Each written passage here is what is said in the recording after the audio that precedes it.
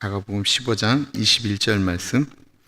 마침 알렉산더와 루포의 아버지인 구레네 사람 시몬이 시골로부터 와서 지나가는데 그들이 그를 억지로 같이 가게 하여 예수의 십자가를 지우고, 억지로 지셨다라고 하는 십자가에 대한 내용입니다. 긴 말 안 하고요, 그냥 우리 최구목 권사님 바로 모시도록 하겠습니다. 권사님.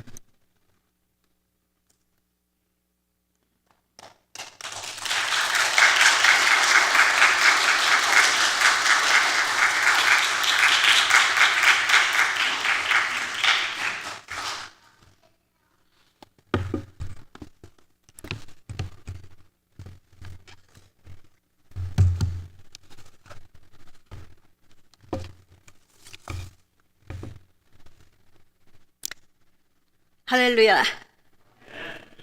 여러분 감사합니다. 오늘 이렇게 귀한 강단에 설 수 있도록 허락해 주신 교회와 당회, 그리고 존경하는 김 목사님께 깊은 감사를 드리며 모든 영광을 여호와 하나님께 올려드립니다. 잠시 기도하고 시작하겠습니다. 하나님의 크신 사랑을 감사드립니다. 오늘 주님께서 저의 고난 중에 만들어주신 새 노래, 새 간증을 나눌 것입니다. 한 성령 안에서 말하는 자나 듣는 자나 동일한 은혜를 부어 주옵소서. 예수님의 이름으로 기도합니다. 아멘. 예, 반갑습니다. 저는 남가주 동신교회를 올해로 34년째 섬기고 있는 최구목 권사라고 합니다. 저희 목사님께서 제가 오늘 이곳에 오는 것을 기뻐하시고 잘하고 오라고 기도해 주셨습니다. 하나님께서 저를 간증자로 세워주셔서 저희 교회에서는 2번 정도 간증을 나누었는데, 사실 대면으로 교회 밖에서는 오늘이 처음이라 매우 서툴 것입니다. 주님께서 저의 간증의 관전 포인트는 하나님의 은혜다라고 하셨으니 거기에만 주목해 주시면 감사하겠습니다. 제가 저희 남편의 그 어려운 병상 생활을 13년을 지켰는데, 병상 생활 4년이 지날 무렵에 그 당시 LA에 있던 복음방송에 전할 것이 있었는데 남편 곁을 떠날 수가 없었습니다.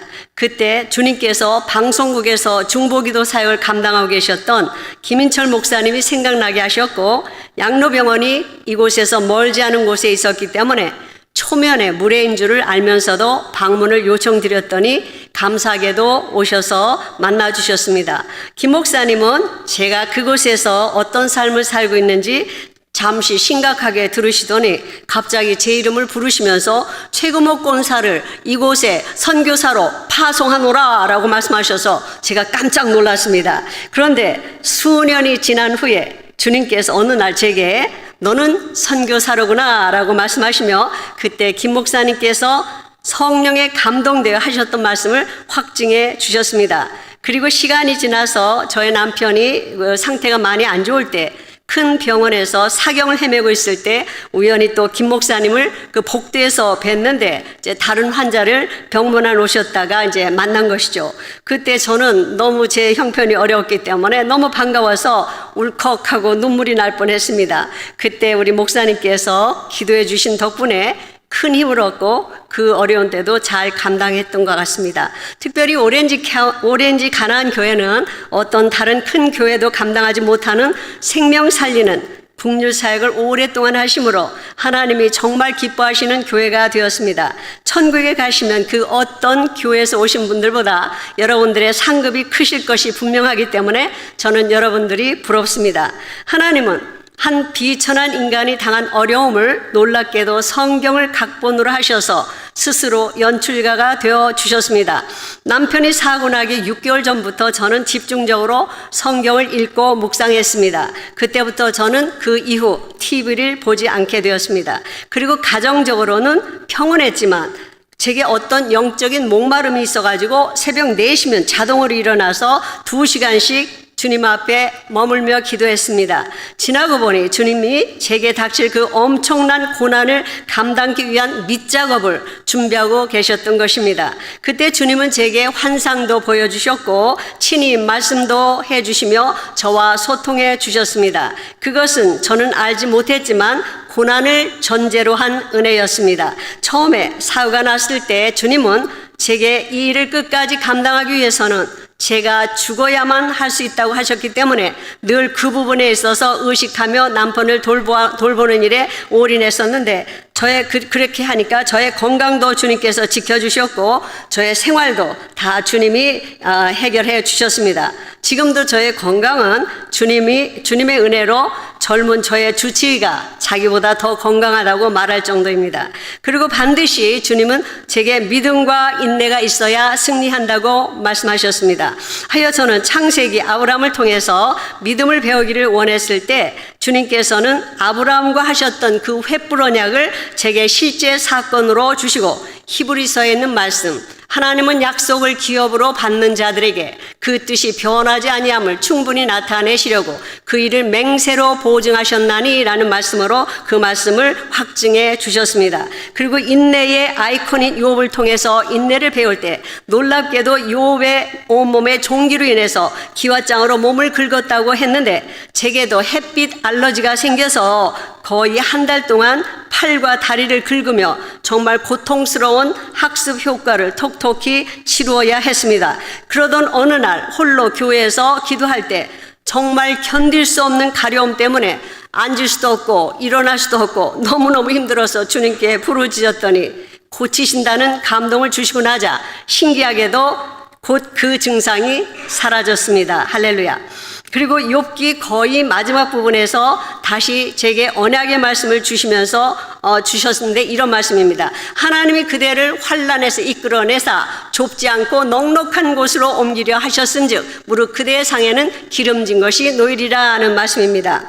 그리고 이사야서와 예레미야서를 통해서 바벨론 포로 사건을 우리 고난의 최고 정점을 찍게 하셨는데 오늘은 시간 관계상 본문 말씀으로 읽은 마가복음 15장 21절 그 말씀에 충실하게 집중하면서 말씀을 나눌 것입니다. 그리고 그 중요한 십자가에 대해서 예수님 다음으로 잘 가르쳐 줄 수 있는 베드로를 저의 고난에 등장시켜 주셔서 위로받고 소망을 가질 수 있게 하셨습니다. 제 간증은 성경을 각본으로 우리가 겪은 그 13년의 삶을 연결하여 쓰여진 주님의 한 편의 대하 드라마입니다. 그렇기 때문에 주님이 거의 109절이 넘는 성경 그 관련 말씀을 주셨기 때문에 오늘도 인용되는 그 구절들이 많기 때문에 장과 절수도 생략하고 있습니다. 저는 그 13년 동안에도 손에서 말씀을 놓지 않았습니다. 시편에 주의 법이 나의 즐거움이 되지 아니하였다면 내가 내 고난 중에 멸망하였으리라 하는 말씀도 기억하고 있습니다.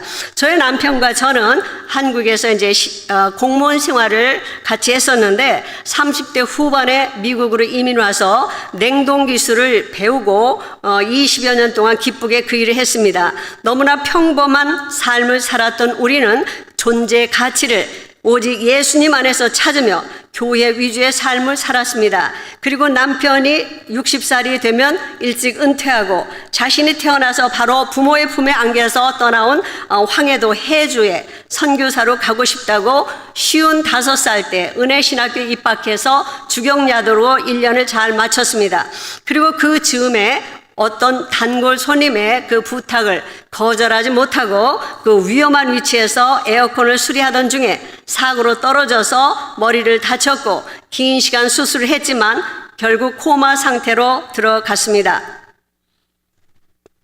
돌아보면 주님은 해주에 가서 그 폐쇄적이고 좁은 그 지역에만 복음을 전하려는 것을 막으시고 그를 13년 동안 병상에 묶어 두심으로 결국 그가 살아낸 그 13년을 사용하셔서 더 넓은 세상에 더 많은 사람들에게 하나님의 살아계심을 드러내시기를 원하셨던 것입니다. 남편이 의학적으로 소망이 없는 컨디션이었기 때문에 처음부터 의료진들은 모두를 위해서 남편을 포기하는 것이 바른 선택이라 했지만 저는 예수 믿는 자로서 하나님의 전능하심을 믿기 때문에 그냥 최선을 다해달라고만 했습니다. 우리가 일반적으로 생각하면 코마 상태다면 왠지 모든 것이 평온하게 느껴지지만 제 남편이 겪어낸 시간들은 참으로 쉽지 않았습니다. 각종 염증과 심심찮게 찾아오는 폐렴, 시간 간격을 두고 찾아온 거의 죽음의 문턱까지 갔던 그 3번의 폐혈증은 정말 힘들었습니다. 사명자는 결코 죽지 않는다. 맡겨진 사명을 감당하기 전에는 죽지 않는다는 말을 실감하게 되었습니다. 그런데 그런 와중에도 병상생활 8년 정도가 지날 무렵에 대장암 3기가 발견되었고 어렵게 결정하고 수술을 했지만 몇 년 후에 다시 간에 전이 되면서 힘든 시간을 지내야 했습니다. 그때마다 강도가 높은 항생제를 사용할 수밖에 없었기 때문에 마지막에는 신장이 견디지 못하고 무너지고 말았습니다. 마치 시편에 그러므로 땅이 변하든지 산이 흔들려 바닷 가운데 빠지든지 바닷물이 흉흉하고 뛰놀든지 그것이 넘침으로 산이 요동할지라도 라는 말씀과 그 상태가 같은 상태였습니다. 그런데 그런 상황에서도 저의 믿음은 얼마나 좋은지, 내 남편은 반드시 일어나 하나님의 영광을 위해서 쓰임 받는다. 그렇기 때문에 그 어려움은 앞으로 우리가 간증을 하나님께서 극대화시키시기 위한 과정들이라 믿었습니다. 저는 죽은 나사로를 살리시는 예수님의 능력을 저의 남편도 일으켜 주실 줄 믿었습니다. 왜냐하면 처음 사고 났을 때부터 주님은 우리 부부를 한 몸으로 사용하셔서 영광 받으시겠다고 말씀하셨기 때문입니다. 저는 제 남편이 주님의 능력으로 13년의 코마 상태를 털고 기적적으로 일어나 영광을 올려드리는 것인데 주님은 제 남편이 견뎌낸 그 13년의 삶을 통해서 영광 받으시기를 원하셨던 것입니다. 그러나 남편의 삶을 아내인 저를 통해서 드러내시니 한 몸으로 사용하신다는 것이 맞는 말씀입니다. 하나님은 잘된 일에만 영광을 받으시는 것이 아니고 우리가 알지 못하는 일을 당했다 할지라도 하나님을 끝까지 신뢰하고 믿음으로 그 과정을 견뎌내면 그 결과에 상관없이 그 일도 귀하게 보신다는 것입니다. 남편이 남편이 사고가 났을 때 그가 타고 다니던 트럭을 정리하는데 비교적 짧은 3개의 성경 말씀이 운전대 옆에 붙어 있었습니다. 사고 전 제 남편이 묵상하며 다녔던 말씀이었던 것입니다. 그 첫 번째가 바로 욥기 23장 10절로 앞부분은 생략되고 그가 나를 단련하신 후에는 내가 정금같이 되어 나오리라로 되어 있었습니다. 그러니까 제 남편은 영적으로 무엇인가를 느꼈던 것 같습니다. 그런데 제게 남편이 일어난다는 희망 고문이 되었던 것은 처음 2-3년을 지나며 나타난 작은 변화들이었습니다. 저는 매일 시간을 정해서 남편과 예배를 드렸는데 제가 남편의 이름을 부르며 대표기도 해주세요 라고 말하면 뜨고 있던 눈을 살포시 감는 것이었습니다. 남편은 잠잘 때 외에는 눈을 뜨고 있었습니다. 그리고 제가 기도하고 아멘하면 바로 눈을 뜨는 것이었습니다. 또한 제가 남편 옆에서 저희 아이들 이야기를 하면 가끔씩 저 있는 쪽으로 고개를 돌리며 관심이 있다는 표현을 하기도 했습니다. 그럴 때마다 제가 얼마나 기뻤겠습니까? 그런 일이 계속해서 일어난다면 언젠가 말문도 터지고 일어나겠다는 너무나 확실한 믿음이 있었던 것입니다. 그렇기 때문에 남편의 곁에서 떠나지 않고 욕창 방지를 위해서 2시간마다 자리를 바꿔주고 매일 그 무거운 몸을 깨끗한 따뜻한 물로 깨끗이 닦아주고 사지가 마비되는 것을 막기 위해서 하루에 1000번씩 매일 운동을 시켜줬습니다. 사실 남편이 그렇게 갈 줄 알았다면 남편도 저도 힘든 그런 운동을 그렇게까지는 하지 않았을 텐데 하는 생각도 했지만 돌아보면 그렇게 운동함으로 남편이 13년을 견뎌내는데 도움이 되었을 것입니다. 그러다 어느 날 주님이 제게 내 남편을 명품케 하고 있구나 라고 말씀하셨습니다. 칭찬하신 것이죠. 그것은 남편의 영혼육을 잘 돌봤다는 말씀입니다. 그런데 저는 육신적으로는 너무 힘들었기 때문에 시간이 지나면 그런 남편이 짐이 되어야 하는데 세상에 날이 갈수록 그렇게 이쁠 수가 없었습니다. 피곤한 몸으로 집으로 돌아오면 그 다음날 아침은 빨리 가서 남편이 보고 싶었습니다. 참 신기했어요. 하여 어느 날 기도 중에 주님, 제 속에 있는 이 사랑 주님이 넣어주셨지요? 라고 돌발적인 질문을 하자 뜻밖에도 주님이 그렇다고 말씀하셨습니다. 맞아요.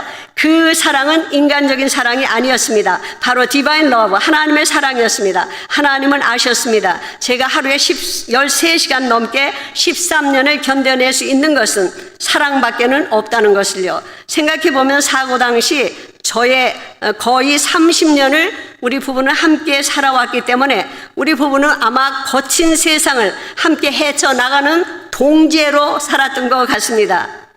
동지에. 예.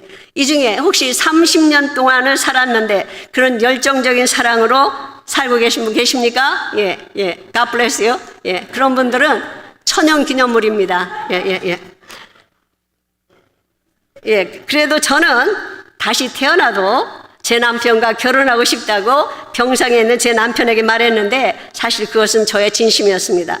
그리고 사랑이 없다면 남편이 일어나도 그만이고 안 일어나도 그만인데 왜 그 강한 믿음이 필요하며 왜 그 불편한 인내가 필요했을까요? 그런데 놀랍게도 남편의 추억에 붙여놓았던 두 번째 말씀이 바로 고린도전서 13장 마지막 절인 그런즉 믿음, 소망, 사랑 이 세 가지는 항상 있을 것인데 그 중에 제일은 사랑이라 였습니다. 저는 이상했습니다. 처음에 왜 제 남편은 비교적 머리가 좋은 사람인데 그 짧은 말씀들을 외우기 위해서 붙여놓았다는 것이 도무지 이해가 되지 않았습니다. 그런데 결국 남편은 성령에 감동되어 제게 필요한 그 말씀을 그곳에 붙여놓았던 것입니다.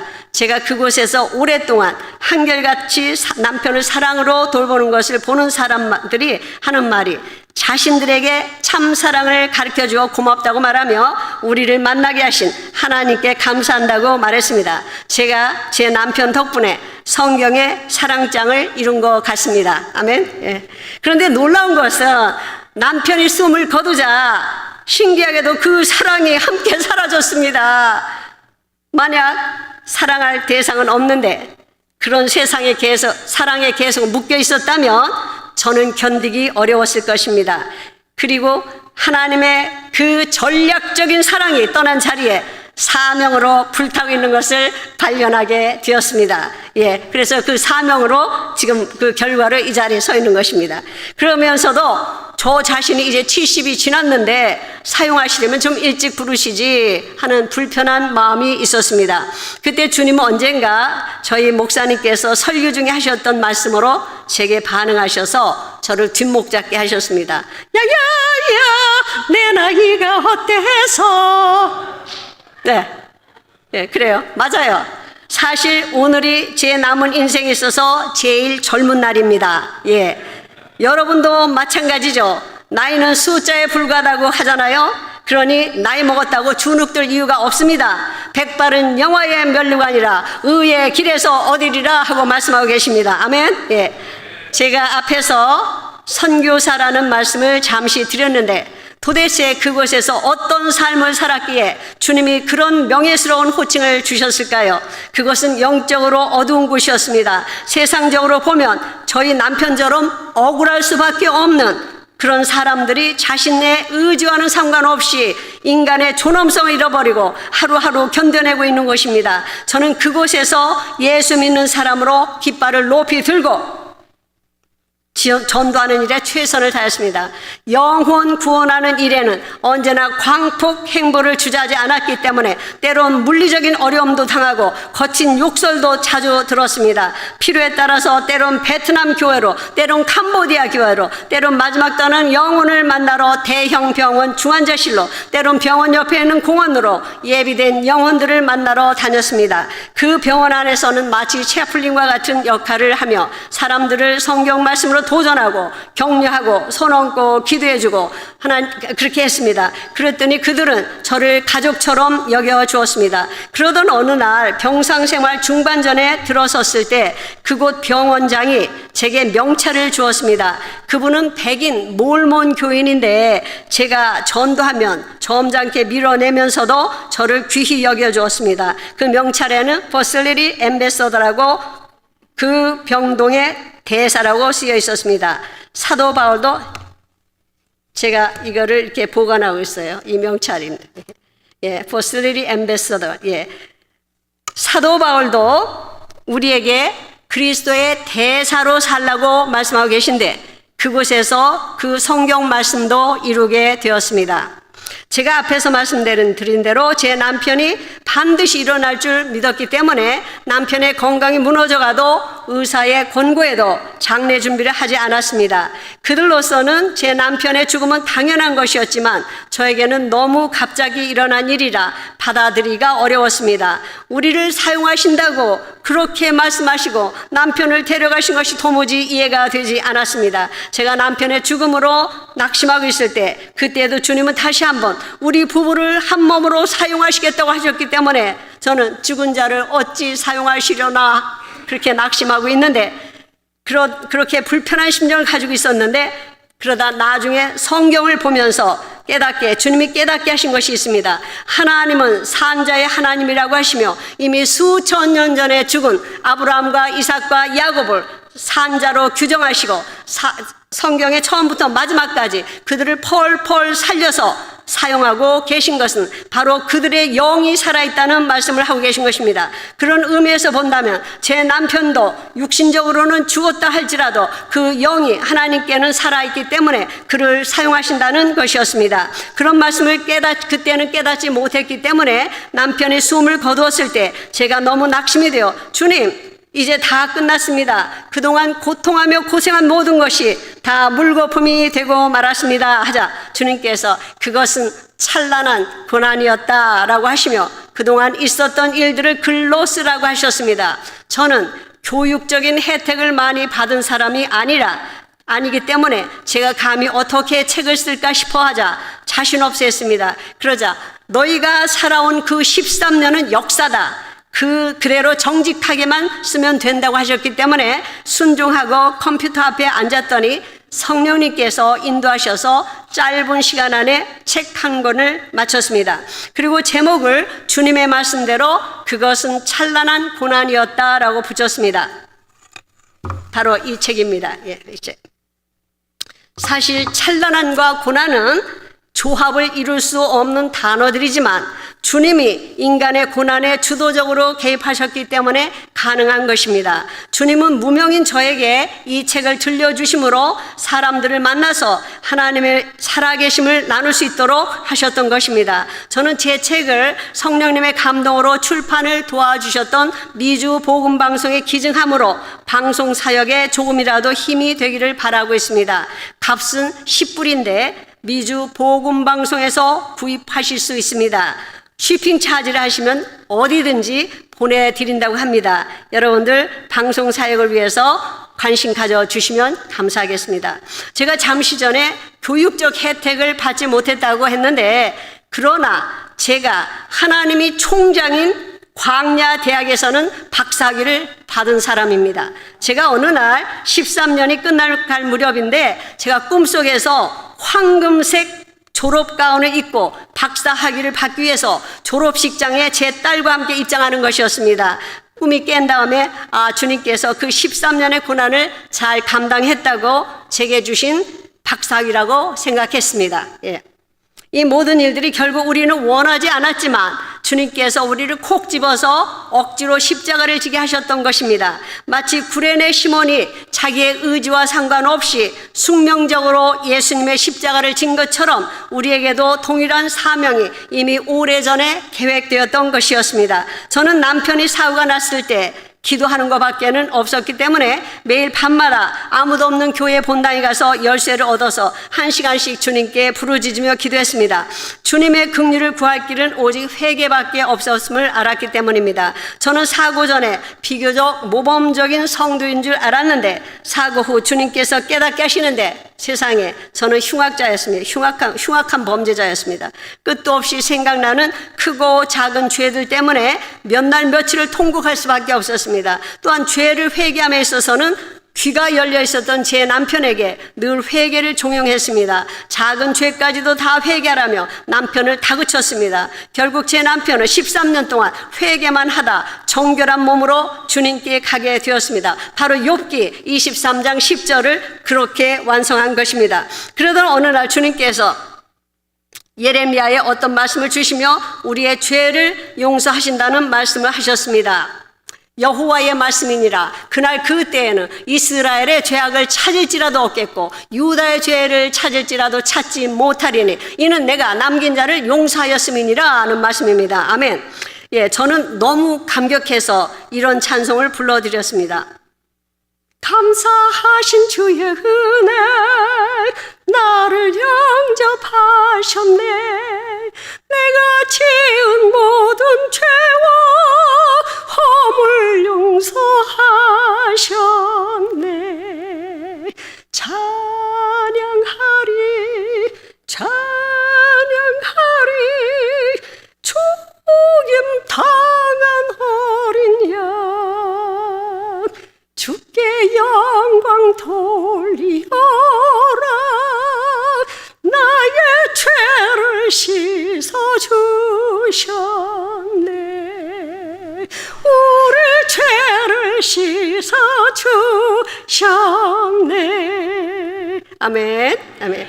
예, 그렇게 시작된 매일 교회 가서 하는 기도는 15년이 지난 지금도 시간만 바뀌었을 뿐 계속하고 있는데, 제게는 주님 앞에 머무르는 일보다 더 중요한 것을 아직 찾지 못했기 때문입니다. 제가 왜 그 13년 동안에 불편함을 감수하면서도 성전에서 기도한 것은 역대한 말씀 중입니다. 이제 이곳에 사는 기도에 내가 눈을 들고 귀를 기울이리니 이는 내가 이미 이전을 택하여 거룩하게 하고 내 이름으로 여기 영영이 있게 하였습니다. 내 눈과 내 마음이 항상 여기 있느니라 하고 말씀하고 계십니다. 여기 항상 주님이 계시기 때문에 이곳에 와서 기도하는 것이 가장 응답이 빠른다는 것을 알았기 때문입니다.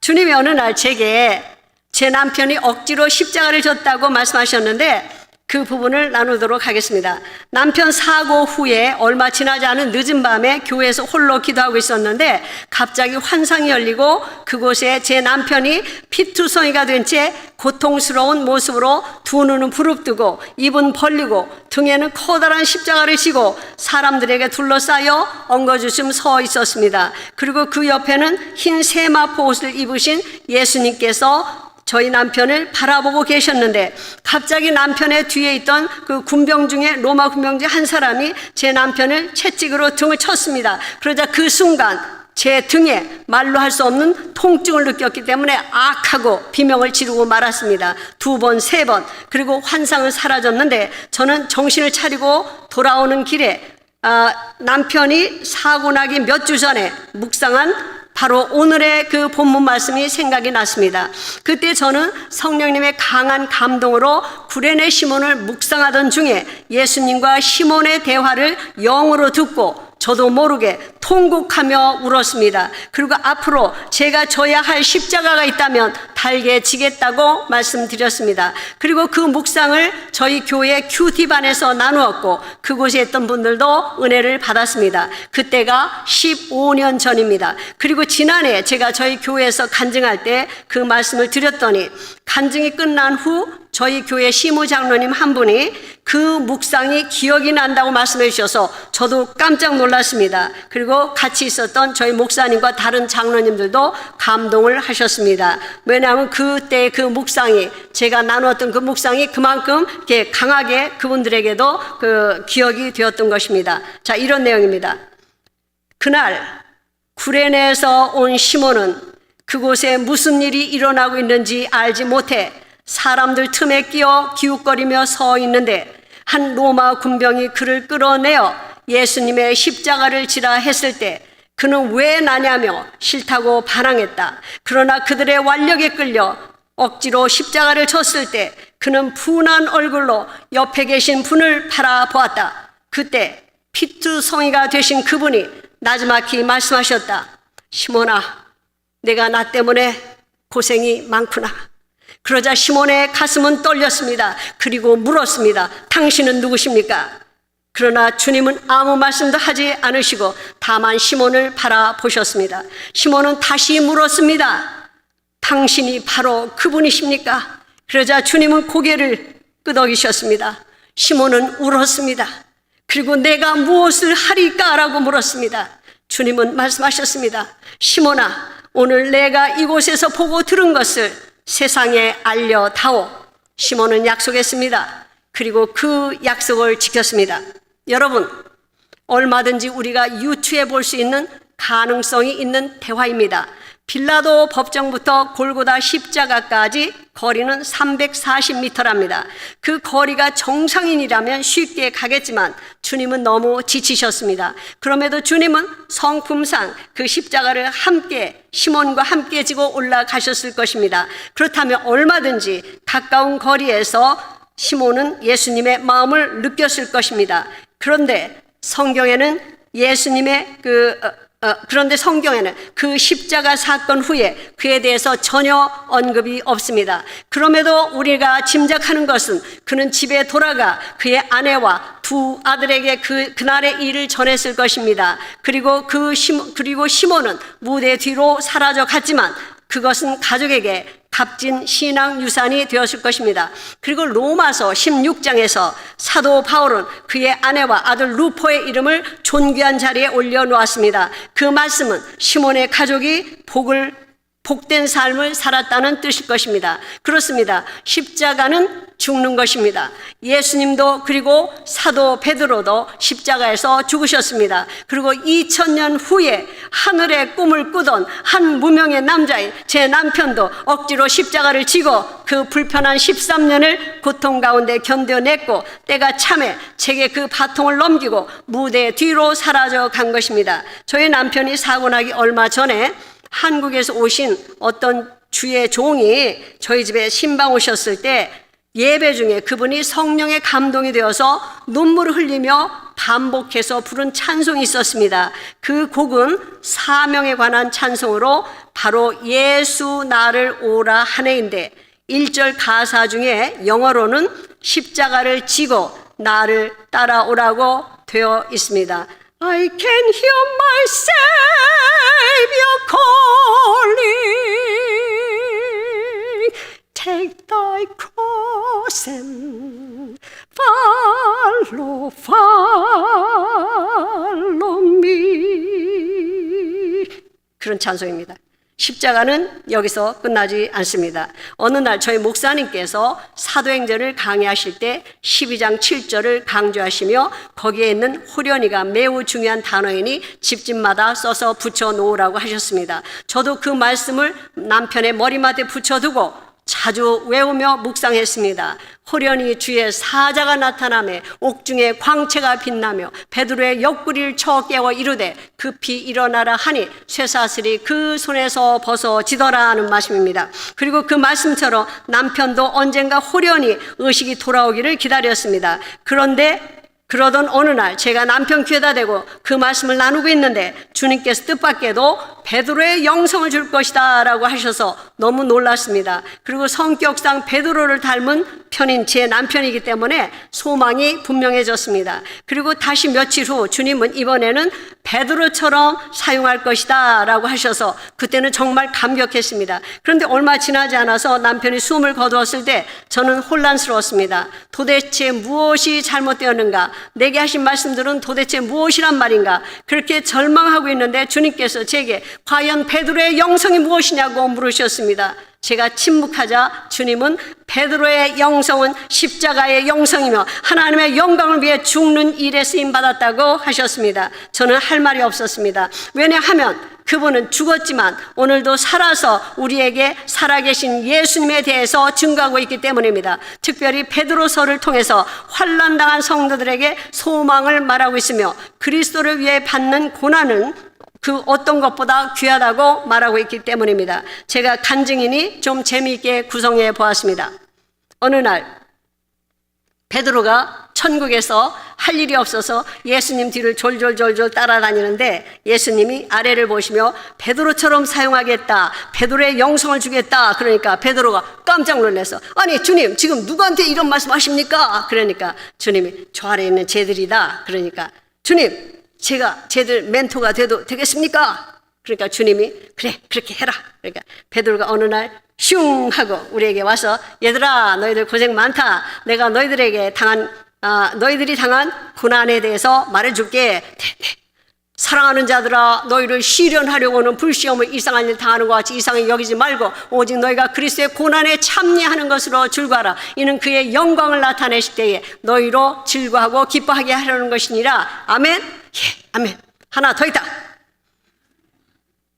모든 은혜 하나님 그 그리스도 안에서 너희를 부르사 자기의 영원한 영광에 들어가게 하시니가 잠깐 고난을 당한 너희를 친히 온전케 하시며 강하게 하시며 굳게 하시며 털을 견고케 하시리라.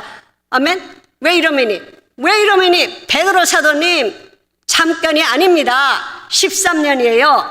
얘야 너는 이 말씀을 모르고 있구나. 사랑하는 자들아 죽게는 하루가 1000년 같고 1000년이 하루 같은 그 한 가지를 잊지 말라. 아멘. 자, 나중에 천국에서 만나자. 바이. 자, 그럼 나중에 천국에서 만나자 했으니까 천국에서 베드로 만나겠습니다. 저는 제 남편이 그런 몸으로 13년을 살았는데 왜 13년인가 최근에 생각했습니다. 여러분 왜 13년인가? 12년도 아니고 14년도 아니고 왜 13년인가? 세상에 주님이 성경을 각본으로 해서 연출하시다 보니까 많은 부분에 우리의 그 삶이 그 성경하고 이렇게 일치되도록 성취되도록 그런 부분이 많았는데 바로 그 부분도 거기에 있습니다. 예. 시편에 사람의 연수가 70이요 강건하면 80이라고 이렇게 말씀하고 계신데 제 남편이 한국 사람이니까 한국 나이로 캬운해야 되겠죠. 한국 나이로 70살 생일이 지나고 6일을 더 살고 데려가신 것입니다. 그러니까 그 말씀을 성취하시려고 시편에 있는 그 말씀을 성취하시려고 세상에 그 어려운 컨디션에 있는 제 남편을 붙들고 주님이 계셨으니 그 자체가 기적이 아니고 무엇입니까? 13년을 70살까지 살게 하려고 그래서 성경을 이루게 하시려고. 자, 우리 주님 참 놀랍습니다. 예. 제가 오늘 제목으로 억지로 십자가를 진 사람들이라고 복수를 사용했는데 이유가 있습니다. 주님은 그 십자가를 남편뿐 아니라 제게도 지어 놓으셨는데 앞에서 제가 등에 통증을 느낀 것은 우리는 한 몸이기 때문에 남편의 고통이 바로 저의 고통임을 알게 하신 것입니다. 오늘 이곳에 베델교회 민옥진 권사님이 와 계시는데 저분은 참 귀한 분입니다. 제 남편이 있었던 요양병원 바로 옆방에서 자신의 남편을 지극히 극진히 보살핀 분으로 저는 13년이지만 저분은 뇌졸중으로 쓰러진 남편을 집에서 15년 또 마지막 3년은 양로병원에서 그렇게 해서 18년을 남편을 돌본 천사입니다. 저분은. 제가 저분 앞에서는 13년 길다고 입도 뻥끗 못해요. 주님이 일부러 그렇게 딱 제 적수를 붙여놓으신 것 같아요. 너 꼼짝 마. 너 13년 길다고 하지 마. 예, 그런 것 같아요. 예, 함께 있을 당시 어느 날 아침에 저 권사님께서 제게 권사님, 제가요 어젯밤에 꿈을 꿨는데요. 제가 권사님의 도움이 필요해서 권사님을 부르니까 권사님이 막 달려오는데 보니까 권사님 등에 커다란 십자가를 지고 있었어요. 그러는 거예요. 그래서 주님께서 그 십자가를 저에게도 지어 놓았다는 것을 이 가까운 사람을 통해서 이렇게 확증해 주신 것을 알게 되었습니다. 여러분, 고난을 두려워하지 마세요. 고난은 검은 보자기에 꽁꽁 쌓인 축복입니다. 그 보자기를 기쁨으로 풀어낸다면 그 축복은 바로 여러분들의 것입니다. 아멘. 예, 사도 바울도 빌립보서에서 그리스도를 위하여 너희에게 은혜를 주신 것은 다만 그를 믿을 뿐 아니라 또한 그를 위하여 고난도 받게 하려 함이라고 말씀하고 계십니다. 그런데 저는 브레네 시몬의 자녀들이 아빠의 유지를 잘 받들어서 십자가의 증인의 삶을 살았다고 생각합니다. 그렇기 때문에 로마서에 그렇게 사도 바울이 그분들을 레코나이즈 하고 있는 거죠. 저도 그들이 살아낸 삶을 살아내야 하기 때문에, 왜냐하면 제 남편도 십자가로 그렇게 죽었으니까 제가 그 증인으로 살아내야 되잖아요. 그렇기 때문에 그분 저에게 주신 사명을 잊지 않으려고 이제 노력하고 있는데, 저에게도 하나님의 은혜로 잘 자란 두 딸들이 있는데 제가 그들에게 우리 가족은 하나님의 영광을 위한 패밀리 비즈니스를 하고 있는데 그 이익은 하늘나라의 상급으로 쌓인다. 그러기에 이 땅에서는 투자만 해야 하는데 너희들의 협조가 필요하다. 절대로 필요하다. 그렇게 말했고 그들도 자신들의 역할을 잘 감당하겠다고 했습니다. 그래서 주님께서 또 저의 노후를 책임지시겠다고 그동안에 이제 말씀하셨기 때문에 그랬는데 놀랍게도 제 남편이 돌아가신 후에 시댁에서 저에게 그동안 애 많이 썼다고 적지 않은 돈을 주셨습니다. 저는 남편이라면 그 돈을 어떻게 했을까 생각했습니다. 둘 중에 하나였을 것입니다. 자기를 위해서 썼던지 아니면 하나님이 기뻐하시는 곳에 썼던지 대답은 분명했습니다. 지금 남편이 천국에서 제게 말하고자 하는 것을 외면할 수가 없었습니다. 사실 그 돈이면 앞으로 사는데 제가 사는데 어려움이 없었겠지만 저는 그 평범 속에 안주하기를 포기하고 그 돈을 뜻깊은 일에 사용하기로 하고 아이들과 상의했습니다. 아빠의 뜻을 따라 그 돈을 사용하고 싶은데 그러면 앞으로 엄마의 생활은 매달 나오는 연금만으로 부족하다. 너희들이 도와줄 수 있느냐 했을 때 저의 두 딸이 흔쾌하게 허락해 주어서 작년에 남편이 꿈꾸었던 북한 선교하는 기관들과 또한 코로나로 어려운 선교사님들을 그리고 동일한 어려움을 겪고 있는 적지 않은 개척교회 목사님들과 어려운 결손 가정들을 찾아서 바쁘게 다 나누어 드렸습니다. 그랬더니 주님께서 매우 기뻐하시는 것을 알 수 있었습니다. 주님이 전에 저에게 너는 돈을 쓰는 자가 아니고 돈을 집행하는 자로 살아라 하고 말씀하셨는데 바로 청지기로 살라는 것인데 그 부분도 순종해 드렸습니다. 그런데 주님은 제게는 더 어려운 것을 요구하시는 경향이 있는데 여기서 한 가지 더 주님이 주시는 감동에 순종한 일이 있습니다. 저는 신앙은 결단과 순종이라고 생각합니다. 그것은 제가 죽으면 저의 시신을 UCI 메디컬 스쿨의 의학적 리서치를 위해서 기증한 일입니다. 저는 이미 남편과 합장하기로 묘지가 다 준비되어 있는 사람입니다. 그런데 몇 달 전에 그런 감동을 주님이 주셨기 때문에 결국 제 무덤은 빈 무덤으로 남게 되었습니다. 이 부분에 있어서도 저희 아이들이 이렇게 감정적으로 많이 어려워했지만 결국 저의 뜻을 존중해서 서류 작성하는 일에 증인이 되어 주었습니다. 빈 무덤, 어디서 많이 듣던 말이 아닌가요? 네, 부활하신 우리 예수님의 빈 무덤입니다. 어차피 내 이름 서학자 밑에 썩어서 흙으로 돌아갈 텐데 미리 그 흙덩이로 누군가에게 유익이 될 수 있다면 그 길을 가려고 합니다. 그것이 예수님의 마인드인 것 같습니다. 제가 몇 달 전에 혼자서 영화를 찍었습니다. 그 시신 기증 서류를 다 작성해서 우체국으로 가는 길에 남편에게 먼저 들려서 그 서류를 남편의 그 동판 위에 올려놓고 떨리는 목소리로 여보 여기 내 몸인데 미리 왔으니 그리 알고 나중에 여기 나 못 오니까 기다리지 마세요. 더 아름다운 모습으로 천국에서 만나요 라고 말했습니다. 앞에서 말씀드렸듯이 저는 남편이 반드시 일어날 줄 믿었기 때문에 장례 준비를 하지 않았습니다. 저로서는 갑자기 돌아가시니 장례 준비가 어려워서 전혀 계획에도 없었던 화장을 하고 한국의 가족묘지에 모시려고 했습니다. 그런데 주님은 언젠가 저에게 복규는 제 남편 이름입니다. 복규가 현대 소나타 타고 집에 온다라고 하셨습니다. 근데 제가 생각하기에 그럼 회복해서 제가 운전하는 현대 소나타 타고 집에 오겠다. 그 말씀이다. 그렇게밖에 받아들일 수가 없잖아요. 그런데 세상에 그 화장장에서 그 유고를 찾아서 제 차에다 태우고 집에 와서 집에 들어가는데 딱 그 생각이 나는 거예요. 복규가 현대 소나타 타고 집에 온다고 하신 그 말씀을 하나님이 그렇게 이루신 것입니다. 하나님의 생각과 사람의 생각은 전혀 틀리세요. 그래도 하나님은 오르십니다 라고 말할 수밖에 없습니다. 왜냐하면 집에 온다고 하신 말씀 그렇게 이루신 것을 알게 되었죠. 하나님께는 산자나 죽은 자나 동일하기 때문입니다. 만약 제가 그 마지막 순간에 의사들이 이렇게 얘기했을 때 이제 장례를 준비하라 이거 안 되겠다 그랬을 때 내가 믿음을 포기하고 장례를 준비했다면 제 남편은 집에 올 것이 없이 그냥 바로 장례식 후에 아마 그 자리로 갔을 것입니다.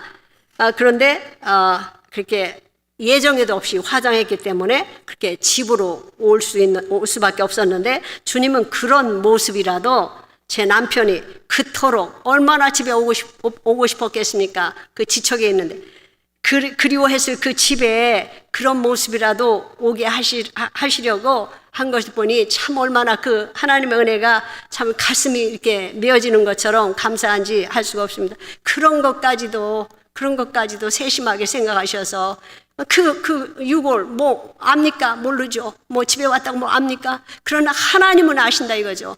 하나님, 내 아들이 그 집에 가서 그렇게 있다가 오는 거, 그거 하나님한테는 우리가 생각하는 거하고 전혀 틀린 것이죠. 제가 언젠가 다니엘서를 읽고 있었는데 느부갓네살이 맹렬히 타는 풀무아기 가까이 가서 불러 이르되 지극히 높으신 여호와의 종 사드락 메삭 아벳느고여 나와서 이리로 오라 하매 사드락 메삭 아벳느고가 불 가운데서 나오니라. 그 말씀을 이렇게 읽고 있는데 불 가운데서 나오니라 바로 이거다 그러시는 거예요. 저는 그래서 저희 환란이 너무너무 불과 같이 너무 뜨거웠기 때문에 그 환란을 통과해서 불 같은 환란 통과해서 나온다는 그렇게 상징적인 말씀으로 받았는데 정말 불 가운데서 제 남편이 그렇게 나온 것입니다. 제가 되어서 나온 것입니다. 사드락 메삭 아벳느고는 불 가운데서 살아서 나와서 하나님의 영광을 위해서 쓰임 받았지만 제 남편은 제가 되어 나와서 하나님께 쓰임 받고 있는 것입니다. 제 남편 하나님께는 불가능한 일이 없기 때문입니다. 언젠가 주님께서 뜬금없이 백이 환영한다고 하셨는데 여러분 금이 환영한다는 말씀 아시죠? 백이 환영 저는 잘 모릅니다. 그런데 제 남편이 흰 가루가 되어서 집으로 돌아온 것 백이 환영했습니다. 그런데 영적으로 보면 주님이 주신 흰 세마포 옷을 입고 본향인 천국에 입성한다는 말씀으로 받게 되니까 감사하게 받게 되었습니다. 백이 환영. 그 뒤 코로나 규제 때문이기도 했지만 그토록 오고 싶어 했을 집에 왔기 때문에 7개월 동안을 집에서 모시고 있다가 집에서 가까운 곳에 좋은 곳을 찾아서 영원히 안식할 곳에다 모셨습니다. 그리고 제 남편의 추록에 붙어 있었던 세 번째 말씀이 바로 사도 바울의 유언과도 같은 말씀이었습니다. 제 남편은 그 말씀을 차에다 붙여놓고 자기의 유언이 될지도 모르는 그 말씀을 붙여놓고 그것을 묵상하며 다녔다고 생각하니 참 제 마음이 참 힘들었습니다. 자, 그 말씀이 무슨 말씀입니까? 그 말씀을 남편에게, 그런데 저는 그 말씀을 제 남편에게 적용하는 것이 정말 가당치 않아 보였습니다. 너무나 귀한 말씀이기 때문에요. 그래서 제 책에도 그 말씀을 넣지 못했는데 남편이 숨을 거두고 몇 달이 지났을 때 주님께서 제게 제 남편이 그 말씀을 이루었다고 하셨습니다. 나는 선한 싸움을 싸우고 나의 달려갈 길을 마치고 믿음을 지켰으니 이제 후로는 나를 위하여 의의 면류관이 예비되었으니 주 곧 의로우신 재판장이 그날에 내게 주실 것이며 내게만 아니라 주의 나타나심을 사모하는 모든 자들에게도니라 하는 말씀입니다. 아멘. 예, 남편은 그 13년을 고통 가운데 오직 하나님의 영광을 위해 견뎌냈고 마지막 숨을 거둘 때는 나는 선한 싸움을 다 싸웠다. 나의 달려갈 길을 다 마쳤다. 들리지 않는 소리로 외쳤을 것입니다. 그렇기 때문에 저도 그 말씀을 소망 중에 붙들고 살다가 마지막 숨을 거둘 때 하고 싶은 말이 딱 하나 있습니다. 제가 아침에 공원에서 매일 걸어요. 걸을 때는 이제 영어 성경을 듣는데 얼마 전에 마침 누가복음에 예수님이 십자가에서 그 마지막 말씀을 하시는 것이 제 마음에 크게 울림으로 되어서 왔습니다. Father, Father, into your hands I commit my spirit.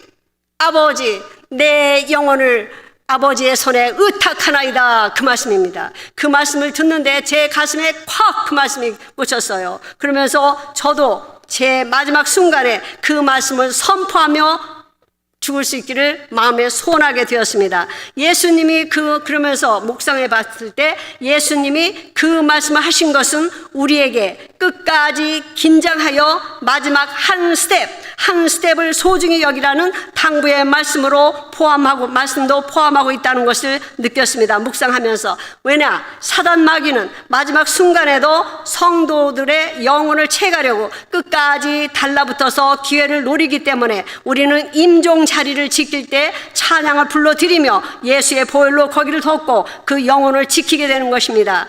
죽음을 앞둔 앞둔 당사자뿐 아니라 곁에서 그 있는 가족들이 그 마지막 말씀을 선포할 때 그분의 영혼은 넉넉히 천국문을 넘을 것입니다. 그러니까 그런 부분에 있어서도 우리가 이렇게 생각을 할 수 있으면 좋겠다는 말씀입니다.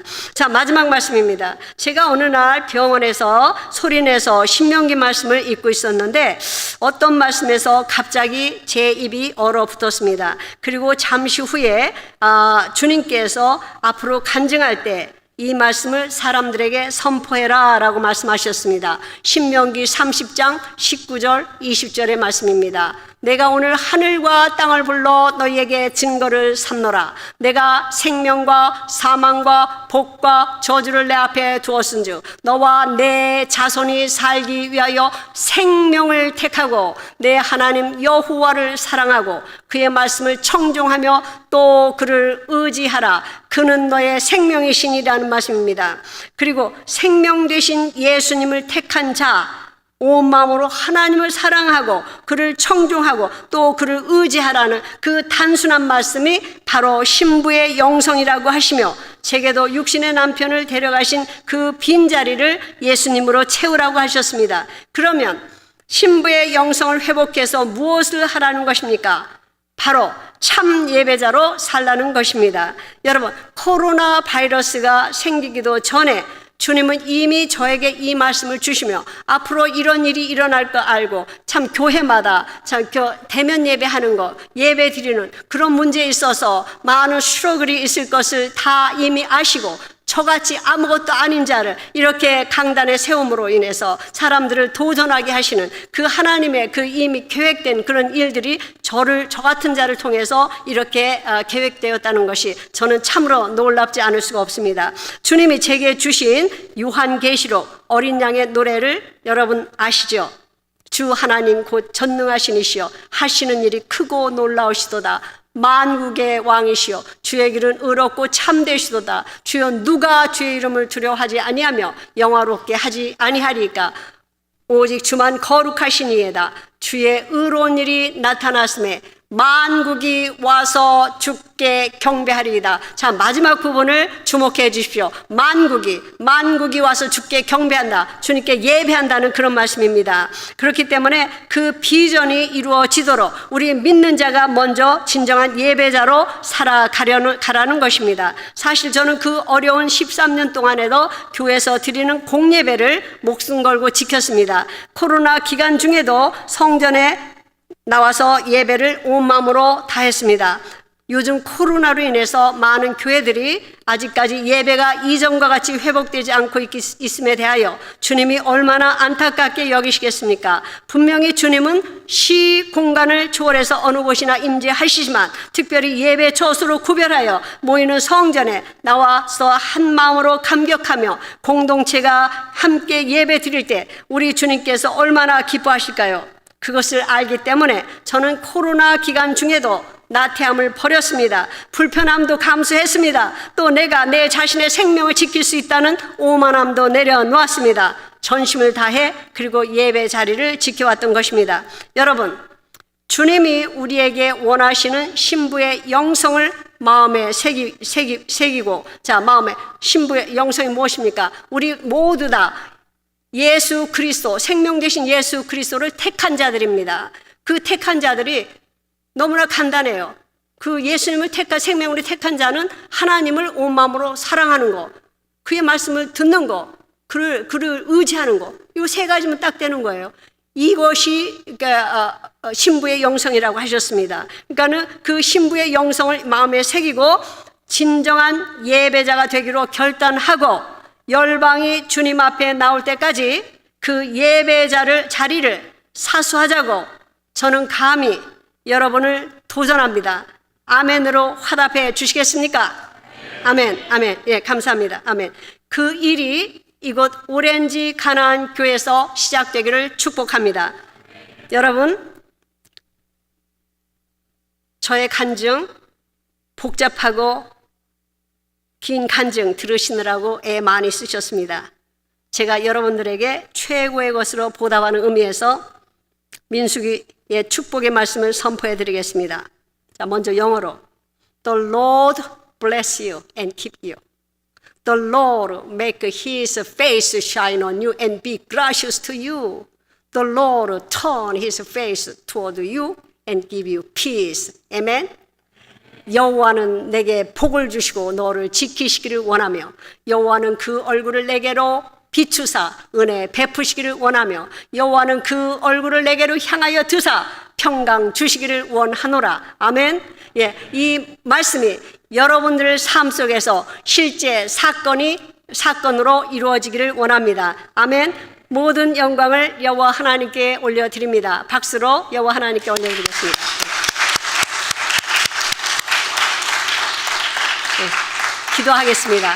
기도하겠습니다. 언약의 하나님은 참으로 위대하십니다.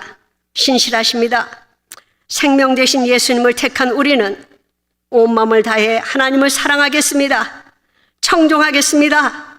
그리고 의지하고 순종하겠습니다. 그리고 진정한 예배자가 되겠습니다. 우리의 예배를 통해서 영광 받아 주시옵소서. 예수님의 이름으로 기도합니다. 아멘. 아멘. 감사합니다.